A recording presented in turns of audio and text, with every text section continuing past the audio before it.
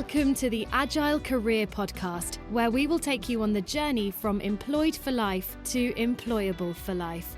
We'll give you the tips, insights, and strategies to help you build the transferable skills that you'll need. So let's get started. Please welcome your host, Günther Richter. Hello, listeners, and welcome to the Agile Career Podcast. This is episode 15. I'm sure you'll agree that all our guests to date have been great, and today is no exception. I'm really happy today to be joined by a longtime friend of mine, Tim van Aarde. Tim and I go back many years. We met in school in 1987, and as such, I've been quite aware of his journey and where he is now and the sort of steps he's gone through. And I was really keen that Tim came on the show and shared his journey and talked us through his experiences and his learnings in going from ultimately where he started his career, like many of us in the corporate world, to where he is now. As Tim will say in the interview or explain, he was at a point where he wasn't feeling really fulfilled and perhaps lacked a bit of purpose in his corporate job. And he set about on a journey of introspection and learning and development to ultimately find that role that was right for him, that role that would give him the fulfillment that he so desired. So this show is all focused around finding your purpose, and I'm sure you'll get loads of insight out of it. Tim's got some really great stories and insight to share. So without further ado, let's jump into the interview. Tim, welcome to the Agile Career Podcast. I'm really glad to have you here today. Thank you, Günther, and it's a pleasure to be here. And I look forward to this conversation we're going to have. Yeah, no, thanks again. And also, we've managed to make things work. Tim's coming to us from Western Australia today, so we're dealing with a bit of a time difference as well. So we've certainly managed to have all the cards fall into place. So I'm really chuffed that it's worked out. Tim, do you want to spend a few moments and talk a little bit about yourself, introduce yourself, and tell the listeners what it is you do at the moment? Yeah, thank you, Günther. My name's Tim, and I've met Günther many years ago. I moved to South Africa from Australia, and I remember in the class, Günther thought I was German. So there's always been this connection as we were foreigners. And I even remember the joke he passed about being a kangaroo or hopping like a kangaroo. I can't remember the joke. But yeah, that's where it all started. And I think in life we go through different journeys. And we should be open to unexpected things. So my course has been very unexpected. And that makes it exciting. Because if it's just the same journey all the time, it gets boring. It gets there's no excitement and there's no color in life. And it's really that color in life that makes it exciting. And so I've been through a long journey to many different countries, and it's, colorful journey. Yeah, I think that's a great analogy. And, a lot of the stuff that comes up during the shows is, people talking about their experiences, whether it's moving from corporate role to corporate role. And you've spoken about geographical changes, but I think, those are big things by themselves, moving countries a number of times. And we're definitely going to drill into that a little bit in the show. Do you want to talk a little bit about what you do right now, what your current role is? Yeah, so my current role is I pastor some churches in Western Australia. So, part of that is reaching out to the community, showing love, a lot of social development and social projects, and just helping people find meaning and purpose in life. And that's a very satisfying journey to be on, to find purpose in life. And that's I think and it's I guess not an unusual role. There's I guess cross section looking across a number of countries. Not unusual roles to be involved in the church or community-based organizations, helping the community, helping people develop themselves. But I guess what's interesting is maybe casting your mind back to the end of school, thinking about where you were going to head for a career, what you might be studying. That probably wasn't your view at the time. I mean, what were your thoughts as you were exiting school and you needed to start thinking about a career? Yeah, thank you, Gunther. So it was the last thought of my mind. So when I exited, it was very economical based. I ended up studying accounting, and that's very uncolorful. So the contrast is completely the opposite. And in a sense, I'm glad I've been I couldn't say rescued, but gone on this journey. And when I entered the accounting world, I didn't get the satisfaction that I thought I would get. And I think that's a very, very important thing, to find meaning, purpose, and satisfaction in what you're doing. You have to have satisfaction. I mean, life's too short. If we don't enjoy what we're doing and we don't love what we're doing, it's probably better to change. Yeah, no, that's a great piece of advice. And thinking back to those days when you were studying accountancy and you were working, I think it was Ernst and Young in those days. One of the things that struck me was you were very passionate about what you were doing, because you spoke a lot about the work you were doing and that sort of thing. But I think, as you say, maybe taking that introspective view and thinking about the level of satisfaction you were getting out of that, or the level of meaning, wasn't quite what you expected. And I guess that's then what got you thinking about your next move. Because what did you do? If I remember correctly, it was after that stint at working in the corporate world, you essentially went back to do some more studying. You went back to university. Yeah, so working in the corporate world, I got exposed to working in a big environment. I was doing management of consultants, doing accounting, and yeah, it didn't expose me to any new ideas. And so I've always been somebody that wants to be challenged by new thinking and new ideas. And so I thought the best thing is to go back and study. And so I think it's never too late to study. I studied and finished my studies and started working. And I think I was in my late 20s when I decided to go study again. And it came as a real conviction that I need to do this. And I think changing purposes, there has to be that conviction. It shouldn't be changing just because I want to try a new thing. It should really be, I'm looking for meaning and purpose, and what I'm doing is not giving me the meaning and purpose that I need in life. And so when I did that, I did find purpose in many different ways. And and I think that's the journey a person should always be in. Is this giving me the purpose in my life? That's super advice. And I guess two things to draw out there. And the one is thinking firstly about that purpose and that meaning. And the other one is, whether it is or whether it isn't, but thinking about a change. What is it that you want? What are you looking for? And this has been a kind of common theme that guests have brought up in the podcast, is when you're wanting to make those changes, think about what it is you're wanting to do.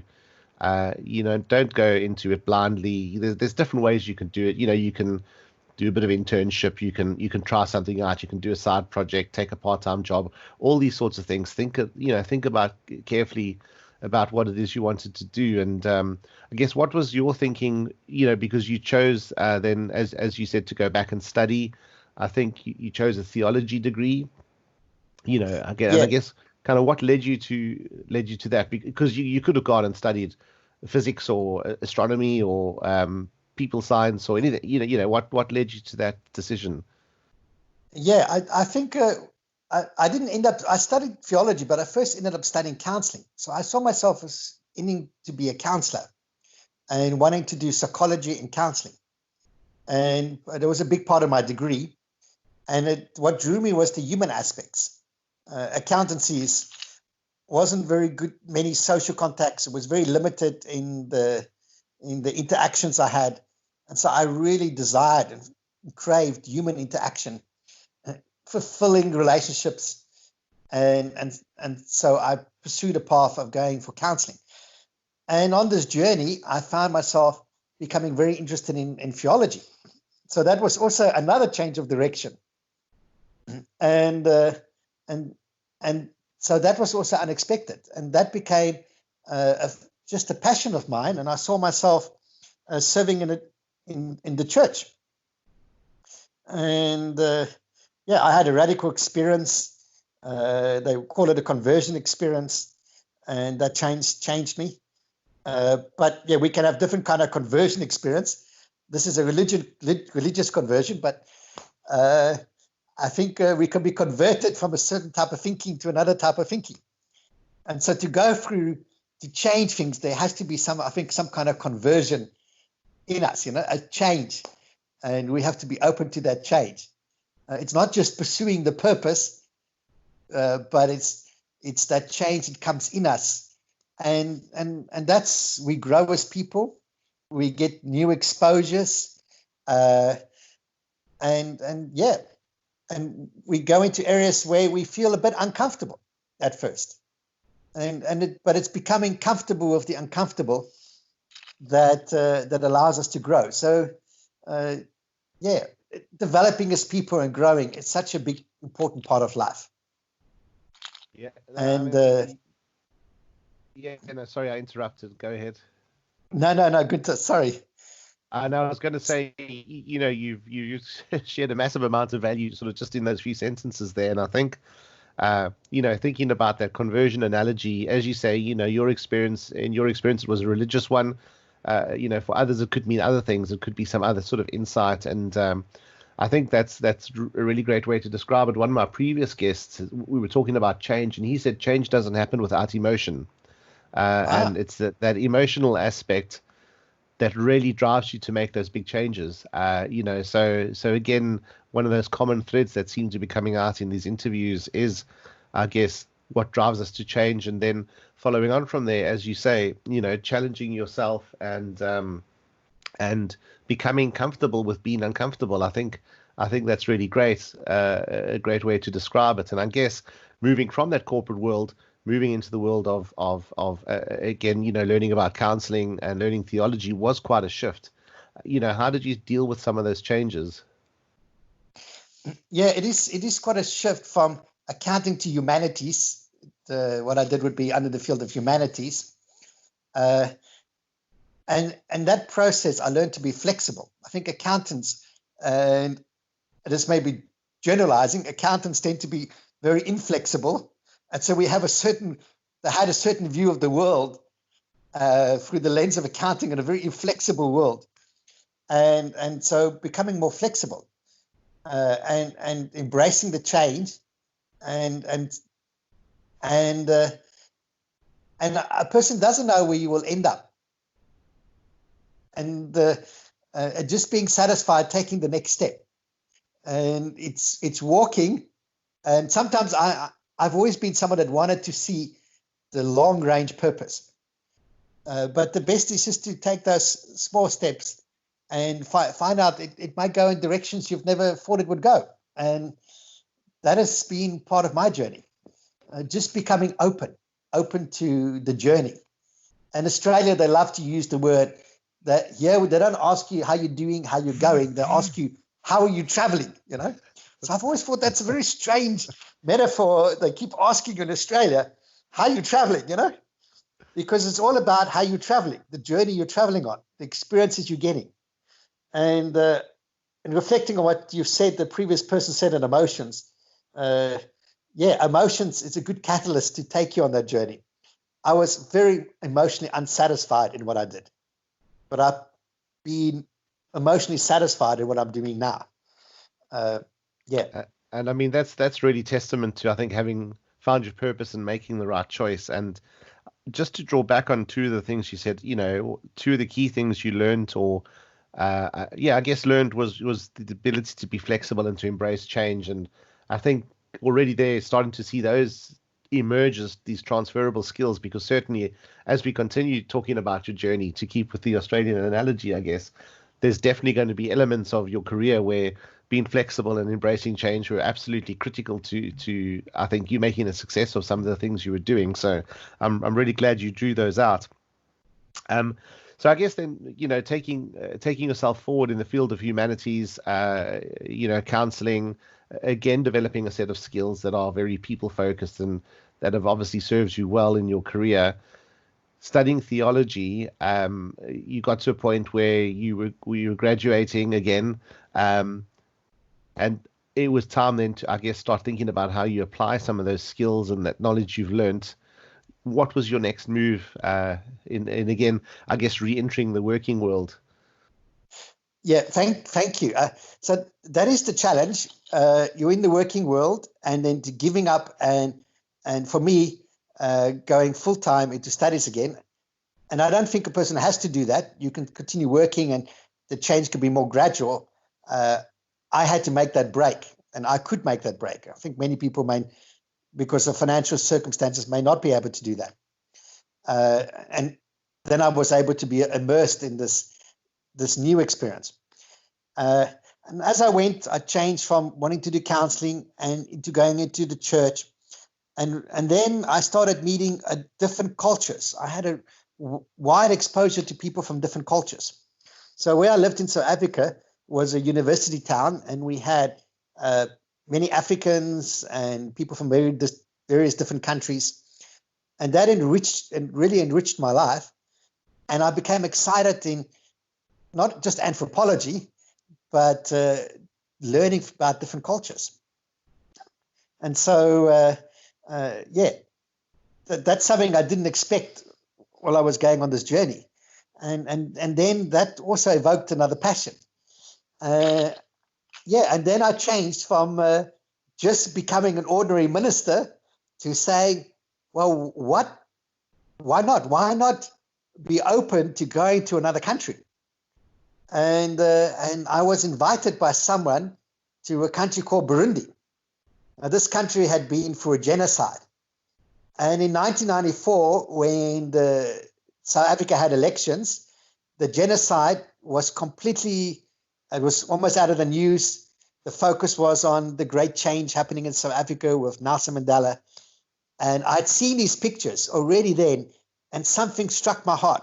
Little to behold that I would end up going to one of these countries that was really part of this genocide experience. So, but it came with meeting somebody who really introduced me into the realities of that world and inviting me. So part of that journey is the people we meet along the way. So our journey changes as we interact with others, and they invite us to travel with them. And I must tell you, it's fairly scary when you start going on that journey. You know, I never thought I would end up in Burundi. It was the last place I would go. But when I was invited by this person, and he shared the brokenness in the country, the devastation, and I had studied, and he said, but you're the kind of person we need. I thought, well, this makes sense of my studies and purpose, because I can add meaning to others' lives, which adds meaning to our lives. And so I think meaning comes not just trying to find meaning for ourselves, but can I give meaning to others and they give meaning to you? So it's this interaction between people. Yeah, it's cyclical, it's reciprocal, and I think you've highlighted some great things there, talking about going through some really turbulent change in South Africa in 1994, and thinking, times are tough, or, we don't know what's coming, we're dealing with a lot of unknowns, but then comparing that to what people had gone through in a war-torn, genocidal environment like Burundi, absolutely makes you look back and think, we got things easy, when we think about some of the trials and tribulations and horrors that other people have gone through. And I think, having that being highlighted was quite amazing. And a chance meeting, as you say, it's the people you meet in those chance meetings that often change your course. So, and I guess you then saw this. Okay, it's this is going to be my big move. I'm going to move countries again. How did you follow that through? So I think it all begins with making that decision. And I tell you, when you make the decision, most people think you're nuts. They really, really. Making the shift from accounting to theology or going to study was easier than making the shift from going to South Africa to this other country, because even the people in that community in the church said, they questioned me. So, they questioned, how did God speak to me? Why do I want to go there? So I think in a lot of things, when you're dealing with wanting to make big changes, there can be a lot of negativity. People will question you. You're crazy, you're out of your mind. You can question yourself. But you just sense that this is something you have to do. And I had that sense, inner conviction. And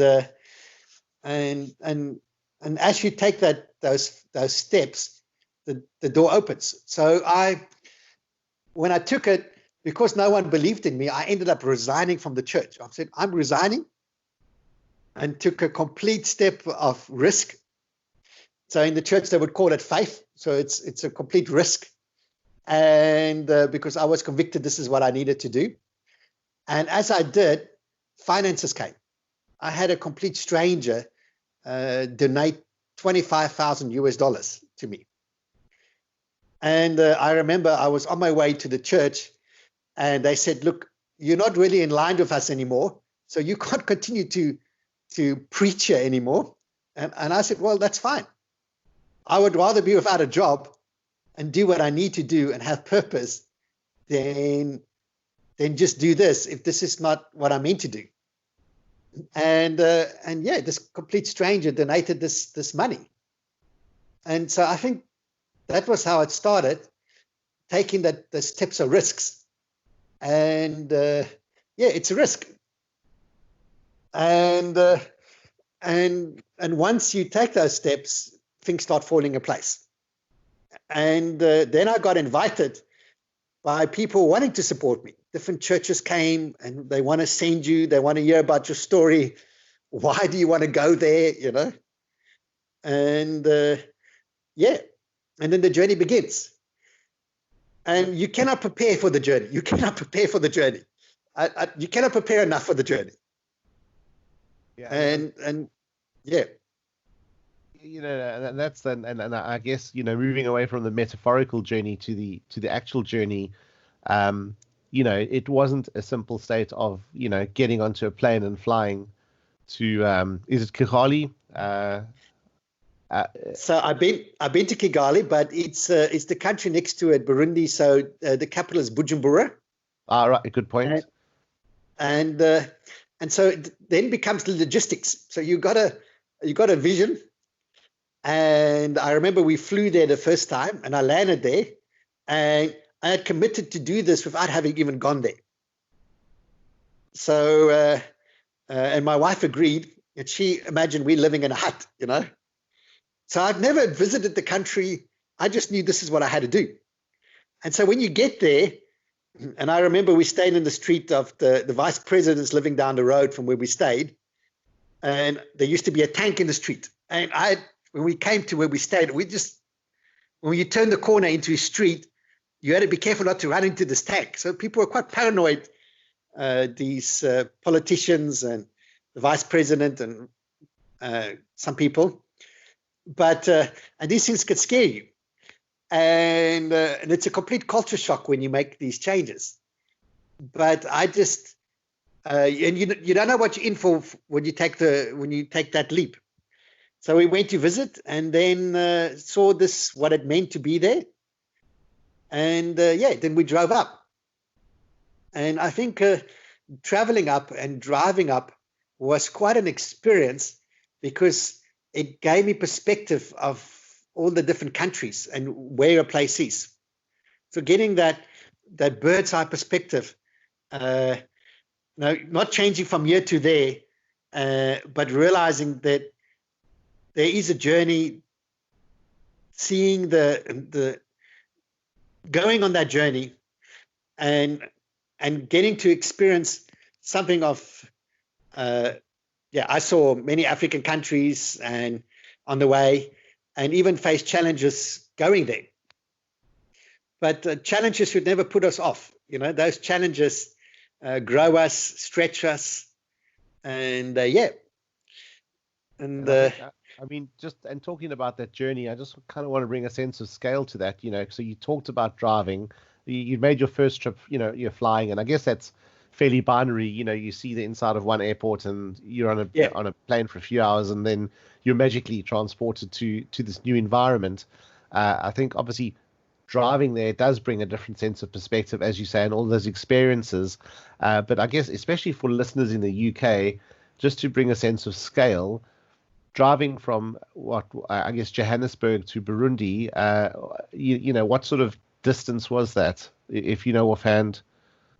Yeah, so that is, if I think we measured it, is 5,500 kilometers.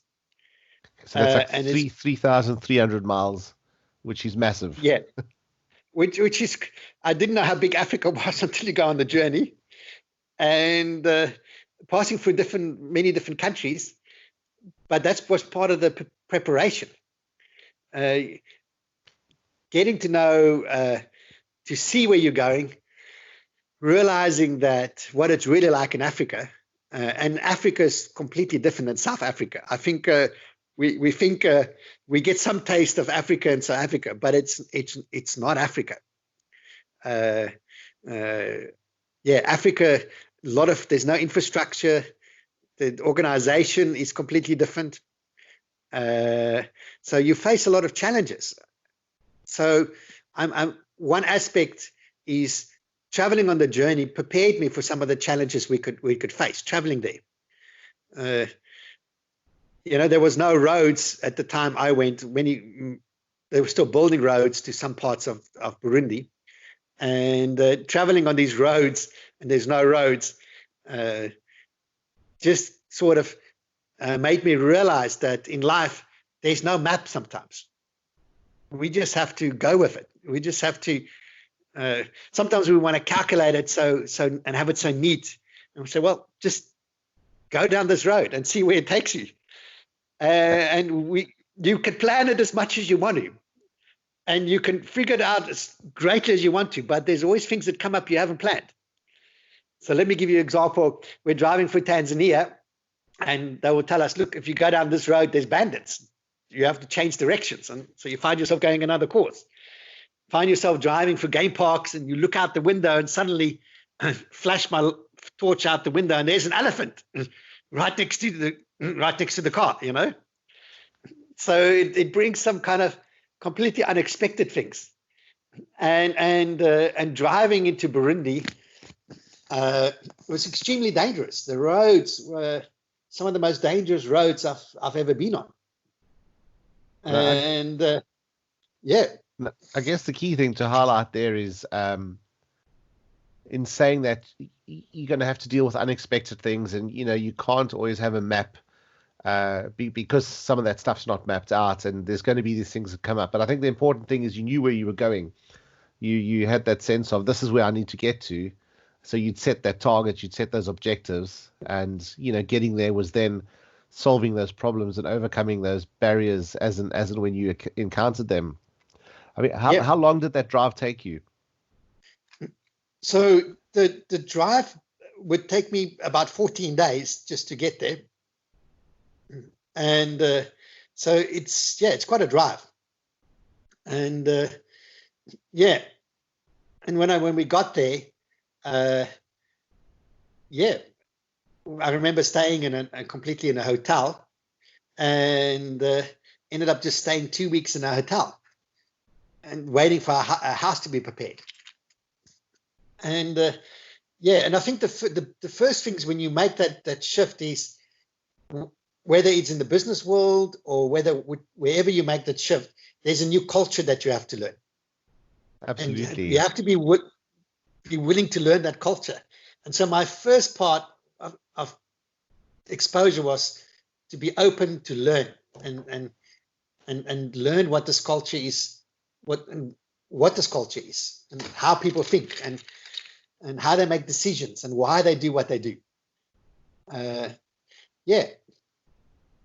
I guess, that's a really good analogy, learning the new culture, moving from university to a corporate environment, moving from the corporate environment to a small companies to a large company. There's so many parallels there in terms of learning those cultures that you're moving into. So I think that's really great advice. And I guess, thinking about your journey till now, and until then to making it to Burundi. What are the sorts of things that you'd learned over the years that had prepared you to make that journey? And I'm thinking about that 14-day journey. What are the skills that you took with you, and also what are the skills that making this journey highlighted that you were missing? Yeah. So with going on this journey, I didn't have all the skills I needed. So I had accounting skills. That was completely useless in Burundi. I had ministry skills, but now I had to learn life skills. So life skills is surviving in a country and learning to live in a place as the locals do. Now Burundi was extremely challenging because the basic things we find and take for granted. There's no shops there really. It's going to the market.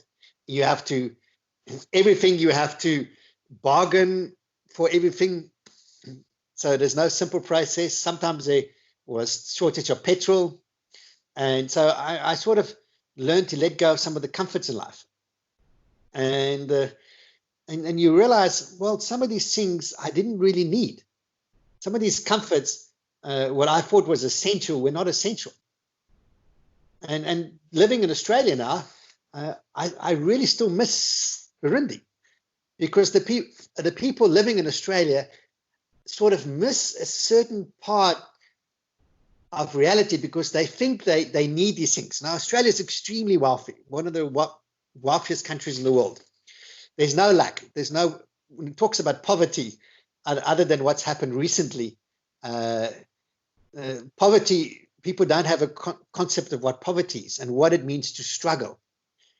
And you learn resilience. I learned resilience from watching the African people face daily challenges. Just to live in Burundi, just to live is a challenge.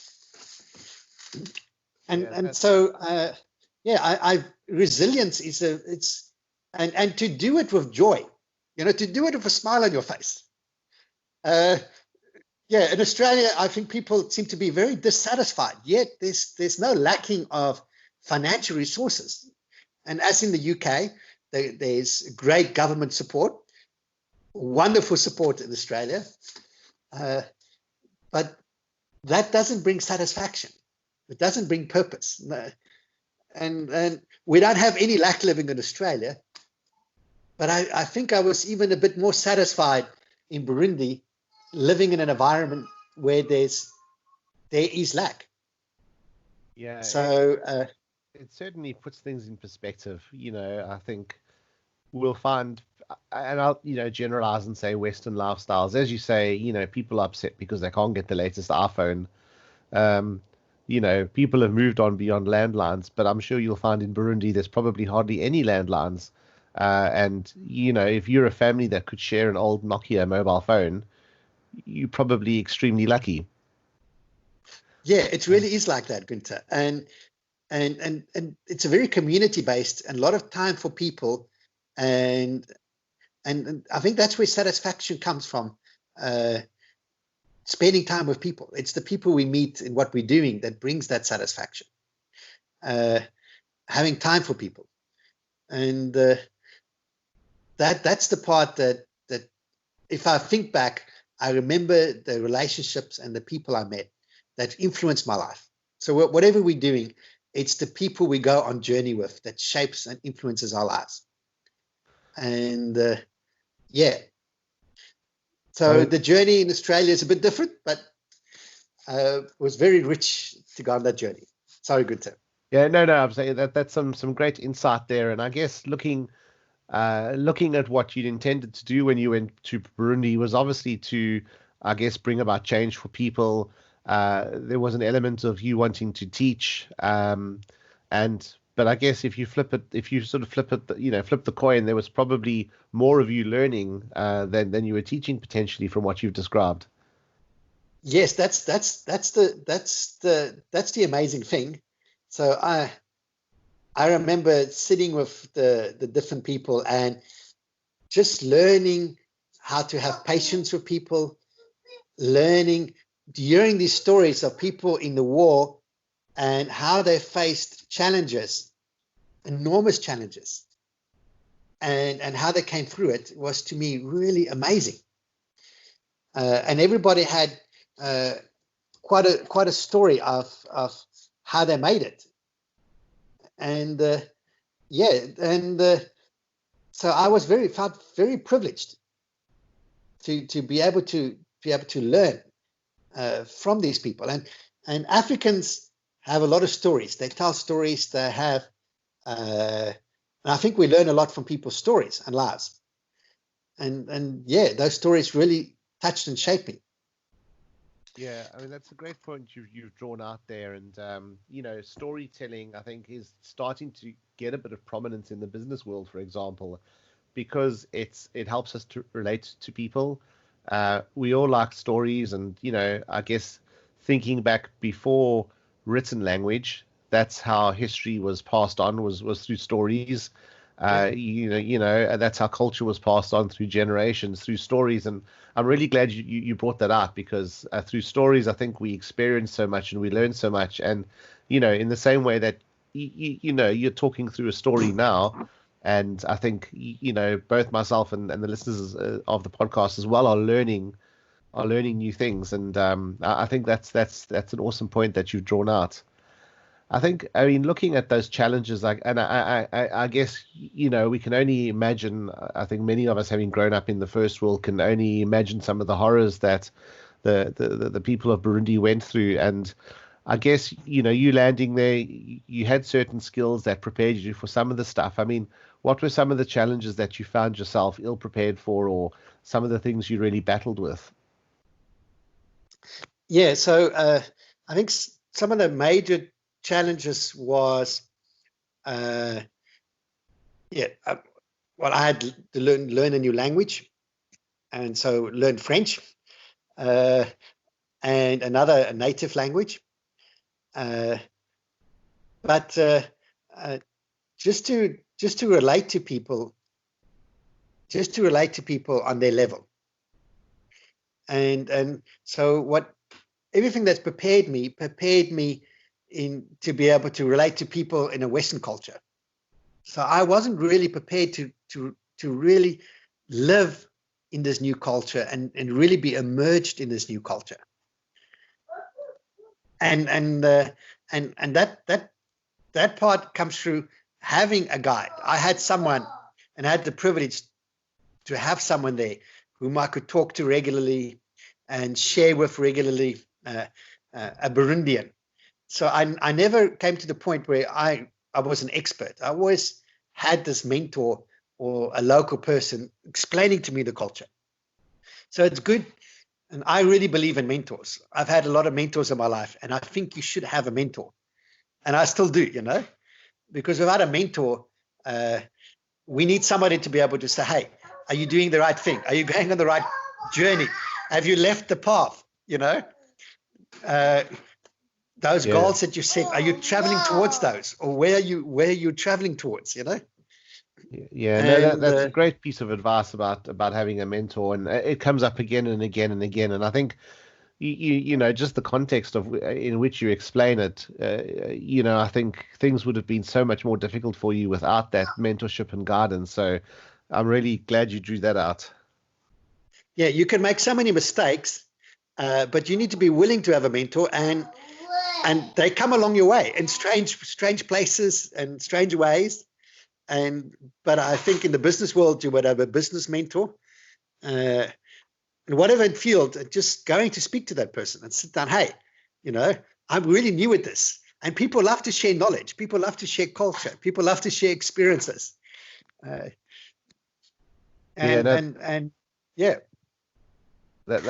certainly great advice, and mentorship is something that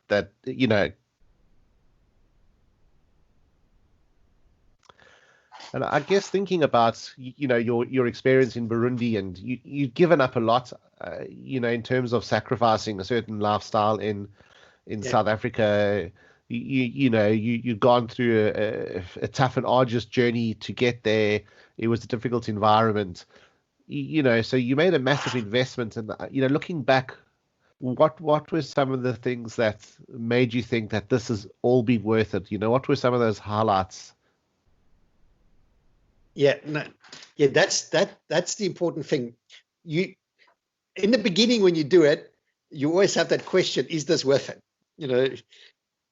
Yeah, because I'm exchanging monetary value for a different set of values, a different set of goals, and so it's a big exchange. But I think I remember I had a lot of experiences along the way. I had the privilege of organizing events for the 50th year independence celebration of Burundi, and these great public events that I had privilege to organize. And I've met some characters that have been some characters I would have never met in my life, never met. One of those characters is so many of them, but one of those characters was a man who lived in Portland, Oregon, and he wasn't in a good trade. He was you could say, a drug lord, and he got completely changed and ended up moving to Burundi and starting a hospital for people that needed a hospital, and the most vulnerable people and the most poor people. And so that shapes your life. And you meet so many of those different people along the way, that also make these radical changes. And and it's incredible to see that, because that encourages you. We don't go alone on this journey. There's others. And at the end of my time in Burundi, I sat down and would ask the people, so what for you was the greatest, what was the greatest thing that you learned? Because I went there with a teaching ministry. They said, it's not what you taught us. It's the fact that we experience love.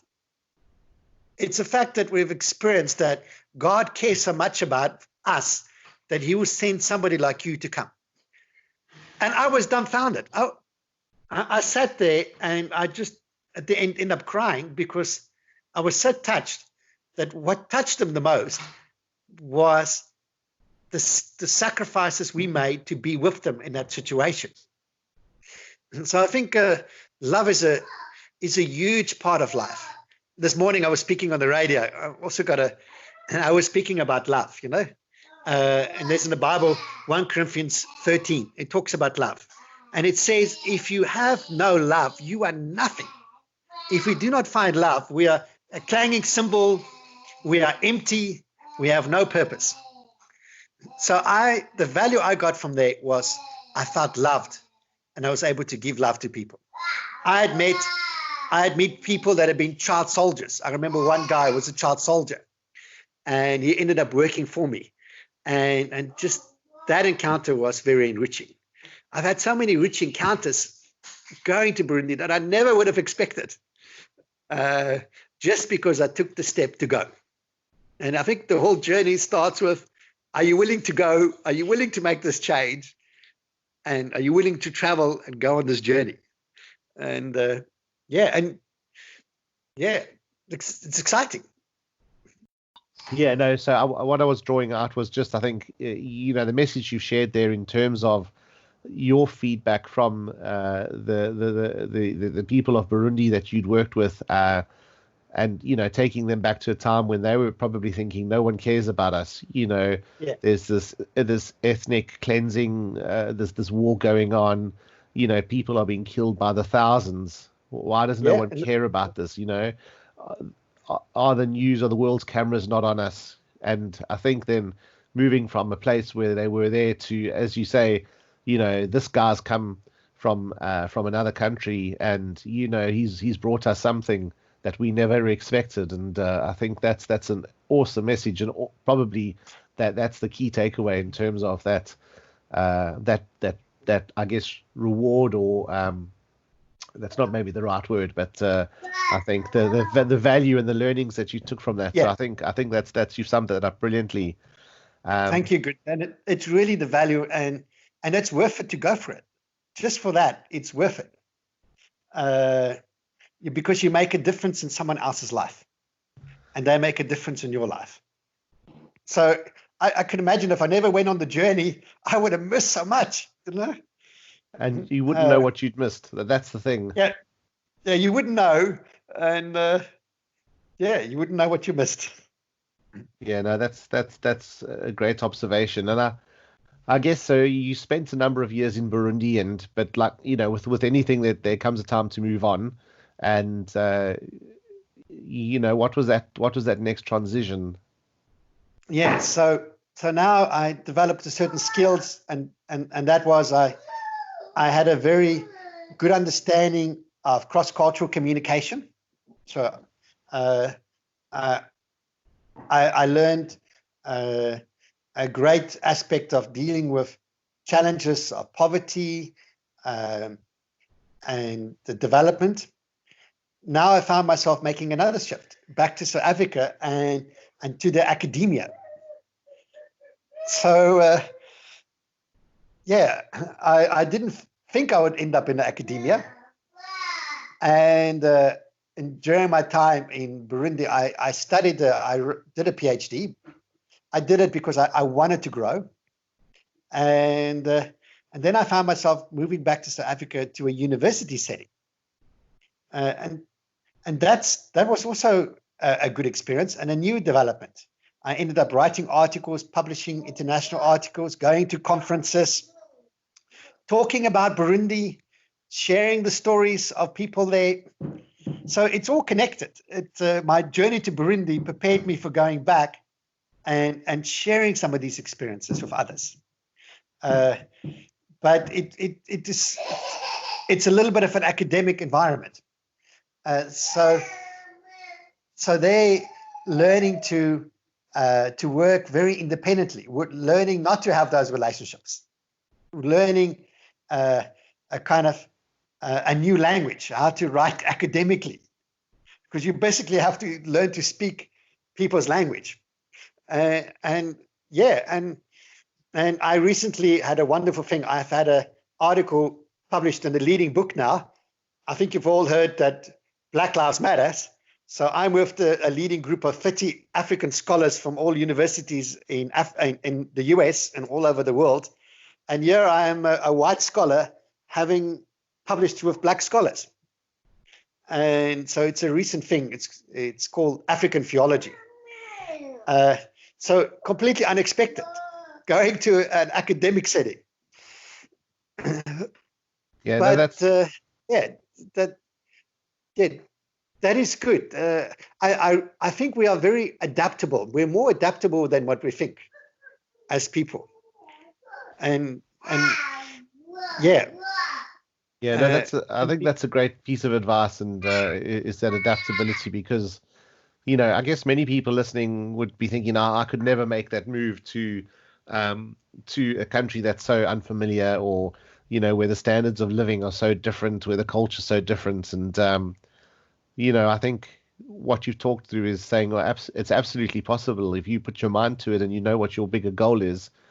It's just something you do. And I think also moving back, you know, you talked about moving back into the world of academia. That obviously came with its own challenges as well. It wasn't a thing of just, you know, I'm going back to the lap of luxury. It was, again, a new set of skills, like you say, writing academically, learning a new culture, learning the culture of academia that you had to learn. So I think some really good observations as well. Yeah, it brought a good satisfaction too. And my articles are still on the internet, but even that for a time wasn't satisfying for me.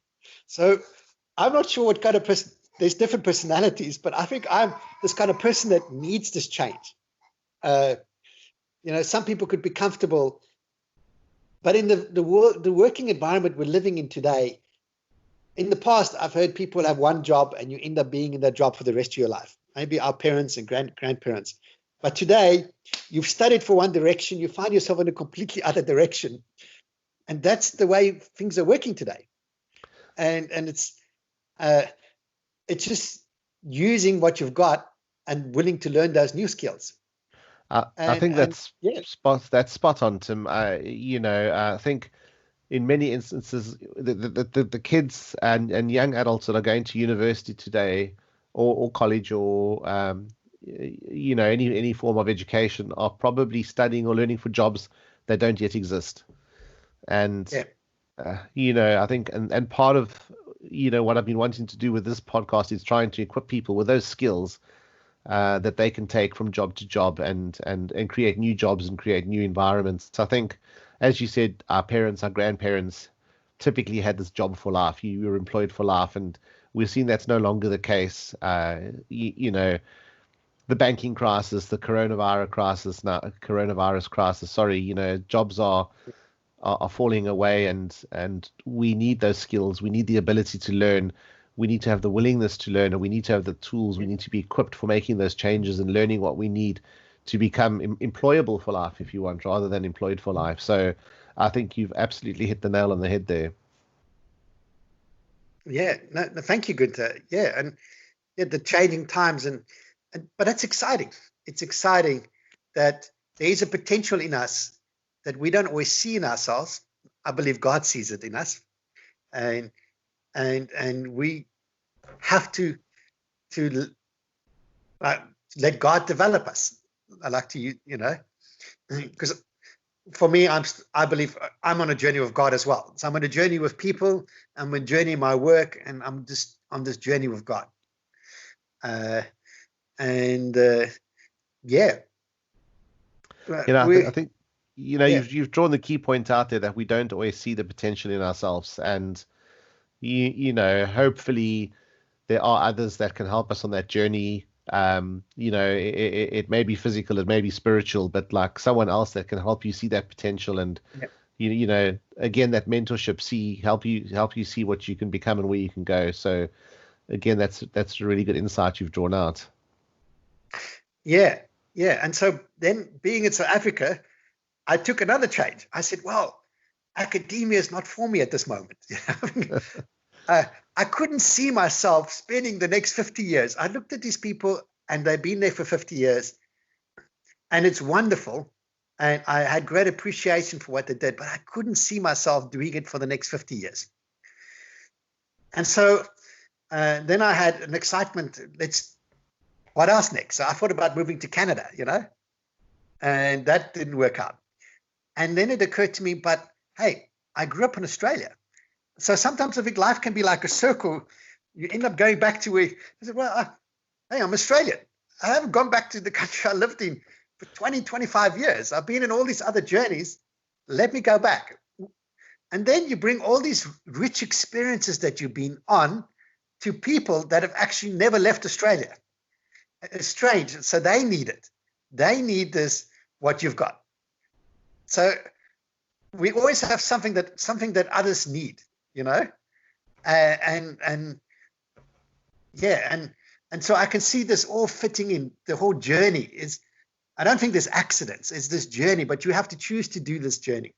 So I remember coming to Australia, and that was a very scary thing as well. Now I'm going to a country where I'm not financially secure. I'm quite older. I'm now beginning really at the bottom again, and can I make it, yeah. And I remember moving to Australia with $2 in my pocket. Now, I wouldn't recommend that for anybody to do that, I wouldn't recommend it, but I knew that was the journey I had to go on. And as I went, everything is provided. It's provided, you find people are extremely kind. Doors open.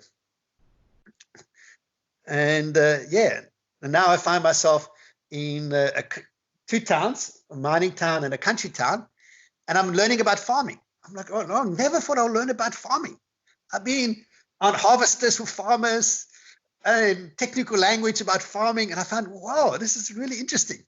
I'm learning about mining, but I probably won't even end up where I'm now, So it's interesting to see where will I go to next, But where I am at sorry, good time. No, go ahead. So, then comes these opportunities, speaking on the radio and sharing some of the stories I've been through. that gives people meaning. Now, Australia, one of the problems in Australia is there's a great drug dependence, drug problem.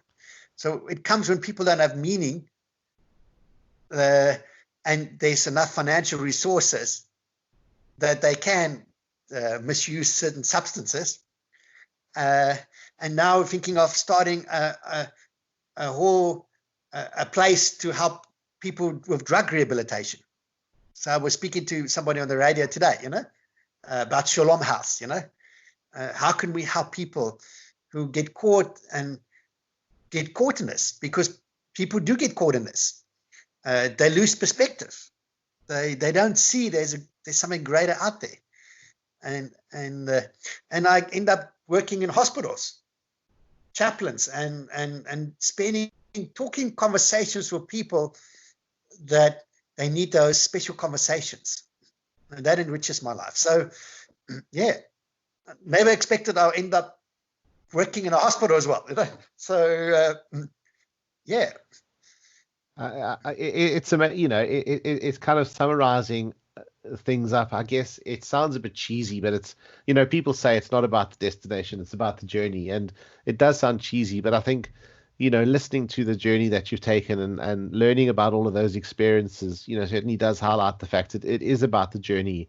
And, that journey's not over yet. As you say, you don't know where next. You're still learning new things. You're still challenging yourself. You're still helping people. So I think, that's a great view to take, a great outlook on life, and not thinking, I've arrived, I've made it, and that's it, resting on your laurels. So I think some really good insight there again. And this has been awesome, Tim, chatting and you sharing your journey through a number of countries, through a number of cultures, working through challenges, learning new skills. So I'm really grateful that you've been able to spend some time and share that insight and share those stories. So I'm really grateful for that. And I'm sure the listeners are grateful too.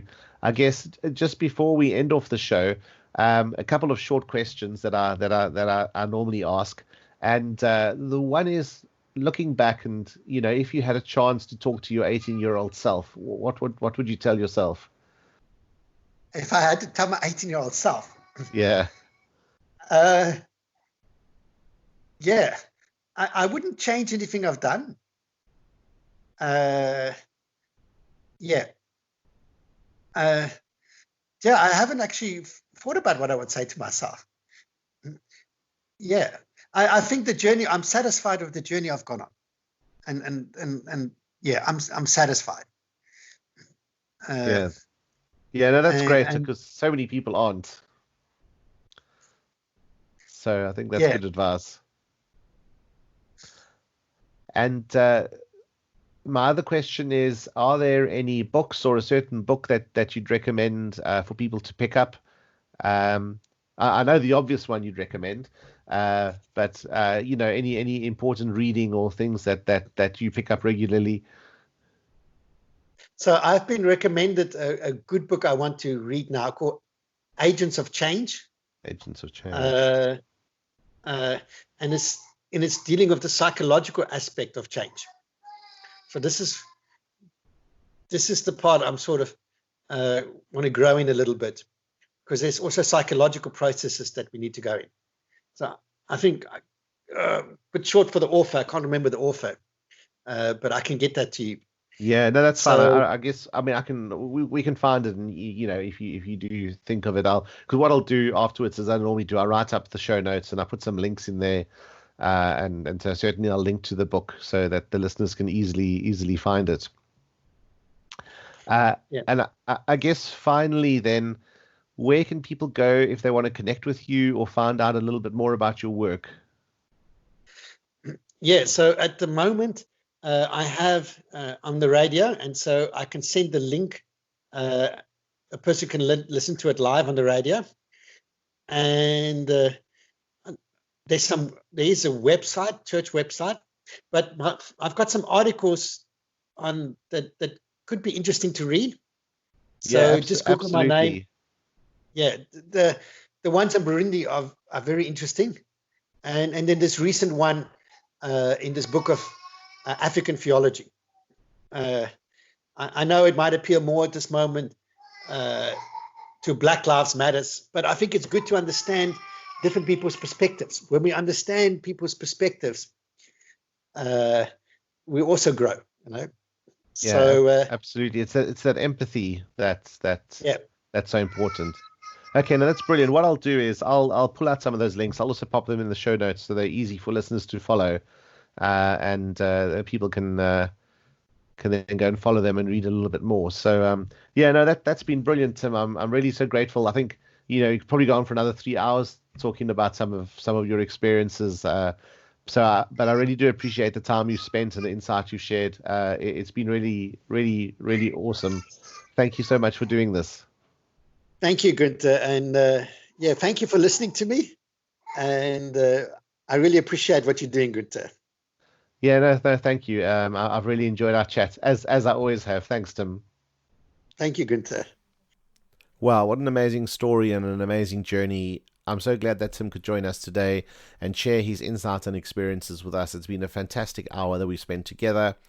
Before we finish off, though, I'm just going to draw out some of the key bits that jumped out to me as we went through the conversation and as I listened back to the recording. And I think the first one, all around, finding your purpose, was the fact that Tim had said that where he wasn't being exposed to new ideas, and he felt he kind of wasn't getting that stimulation that he needed. He decided to progress or to do something else, and the takeaway that he shared from that was it was never too late to study something new or to learn something new. So, you have to be open to these new ideas, embrace these new ideas, and be willing to learn. The one thing that he did say that in moving forward and finding your purpose and finding that thing you wanted to do was that there had to be a conviction. You have to be convinced that this is the thing to do, and you have to be certain of it. Other things that sprung out, and again, these are common themes that come up in so many of our interviews, and this one was being flexible, the ability to be flexible and to embrace change. So important, and especially some of the experiences that Tim went through, nothing had prepared him academically or in his life skills to deal with some of the change, or I guess some of the experiences that he was having to deal with. We talked about being open to opportunities, and again, this has come up before, and certainly this is what happened to Tim in thinking about what was the next step, what was the way forward. This opportunity to go to Burundi came up, so always be open to opportunities and open to new parts of your journey. Resilience, Tim spoke about. Again, he talked about landing or ending up in this hostile environment where he didn't know the language and everything was really difficult and even the basics were not there. So building up resilience really helped him to deal with that. And he also talked about being able to relate to people. And again, this was quite difficult because the culture was so vastly different from what he knew. The language was different. So, he made the investment. He learned French so he could speak with the people of Burundi. And again, the other thing that worked really well with him or for him was having a guide or having a mentor. And he talked about this mentor a number of times. And again, this is something that comes up time and time again, the value of having a mentor. Again, we often talk about it in the context of an organization or a commercial organization. It was a slightly different context here, but it was someone who was local. They knew the lay of the land, they knew the culture, they knew the language, and they really helped Tim get through some of those difficult times. Cross-cultural communication was something that Tim drew out, and certainly it's one thing to know the language. I think speaking French in France, for example, is very different to speaking French in Burundi. Totally different culture, and exposing yourself to these diversity of culture and geographies really helps you build those skills as well. It helps you work across cultures and really does equip you with some powerful skills. And then I guess to finish off, Tim added some really good thoughts, and he said, we don't always see the potential in ourselves. And, I think that's often the case where people kind of look inwards or, they introspect, but they can't often see the potential in ourselves. And Tim said that there are people out there and other people need what we have. not materially, we're not thinking about stuff like that, but in this case, they just needed that love that Tim brought, and that interest and that drive that he had to make a change and make a difference. So if you don't think you've got something to offer, you definitely do, because there's other people out there that do need what you have to offer. So really, really key takeaway there. And then I think the final thought from myself was, again, something Tim said, and he says, when you evaluating your situation, think if you can see yourself doing the same thing in the next 50 years. And, if you can't, it's probably not the right thing you're doing. You're not in the right environment. And he related it to going back after his travels to Burundi, going into academics, seeing that, yes, it was good. It was teaching him some new skills. He couldn't be doing that till, for the next 50 years. So it was time to move on and think about the next adventure and the next step in the journey. So, wow, yeah, and there's some really great takeaways there. I will write these up in the show notes as well and share them in the show notes. So, yeah, all I can say again is thank you to Tim for joining us on the show and sharing his experiences and his insight and his journey. And thank you to all the listeners. I do really appreciate your time, and I hope to welcome you back to the next episode. In the meantime, take care. Bye-bye.